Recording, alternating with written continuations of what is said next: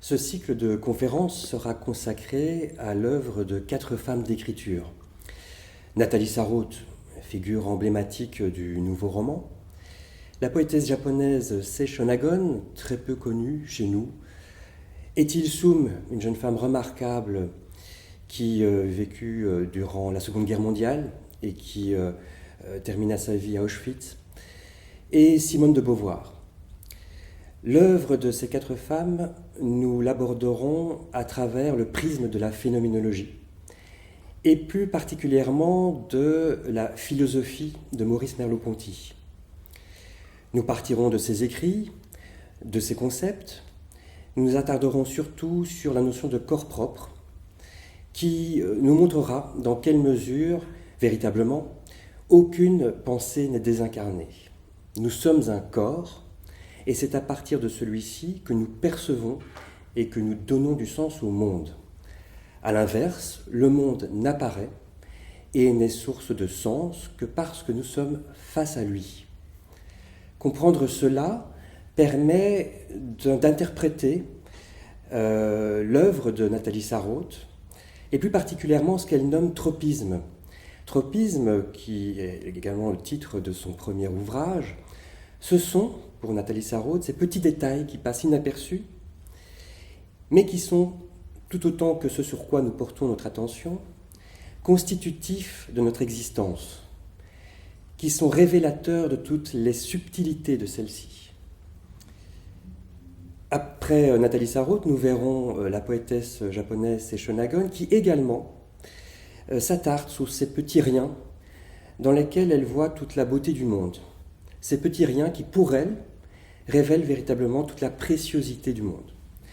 C'est ma co-autrice Anne Hidou qui parlera de Sei Shonagon, puisque Anne et moi avons écrit Libre de penser ensemble, et c'est à partir de ce livre que nous avons tiré les 4 personnalités féminines en question. Après Sei Shonagon, donc, nous parlerons de Ethel Soom, donc jeune femme remarquable qui tient un journal durant les 2 dernières années de sa vie, jusqu'à sa mort.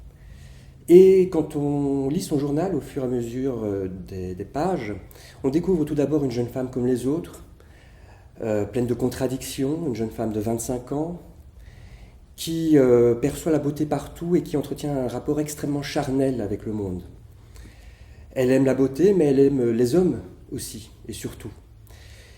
Du coup, donc, cette beauté finalement engendre beaucoup de frustration, puisque nous ne pouvons pas, c'est ce qu'elle nous dit évidemment, nous ne pouvons pas posséder tout ce que nous trouvons beau.